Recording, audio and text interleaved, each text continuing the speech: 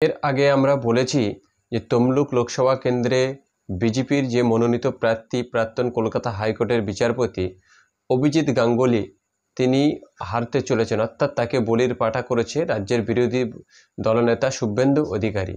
এখন এই কথাটি আমরা বিভিন্ন তথ্যসূত্র থেকে বলছিলাম।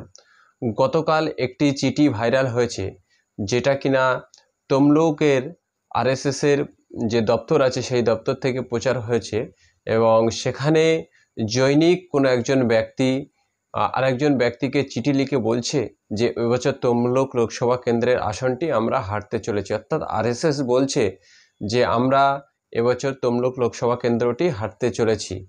এখন এই বিষয়ে যখন ভাইরাল হয়েছে তখন আরএসএসের ওই দপ্তরের যিনি মুখপাত্র আছেন তিনি বলছেন যিনি চিঠিটি লিখেছেন সেই জৈনিক ব্যক্তিটি তাদের সংগঠনের কেউ নয়, অর্থাৎ ওই নামে তাদের সংগঠনে কেউ নেই।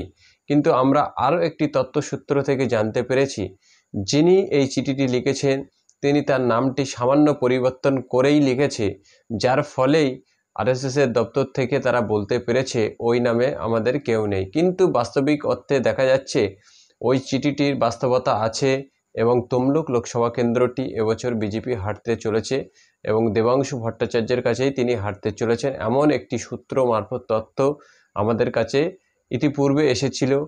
গতকাল এই চিঠির মাধ্যমে আমরা পরিষ্কারভাবে বুঝতে পারছি তমলুক লোকসভা কেন্দ্রটি বলির পাঁঠা হতে চলেছেন কলকাতা হাইকোর্টের প্রাক্তন বিচারপতি অভিজিৎ গাঙ্গুলি, যিনি কিনা মিডিয়ার সামনে বা মিডিয়া বা জনগণের কথা শুনতে তার অত্যন্ত অনীহা, অরুচি এবং ধৈর্যশীল হতে পারছে না। তিনি অধৈর্যশীল জনগণের কথা শুনতে। এমন একজন নেতা বিজেপির দ্বারা মনোনীত তিনি হারতে চলেছেন, এ বিষয়ে কোনো সন্দেহ থাকার কথা নয়।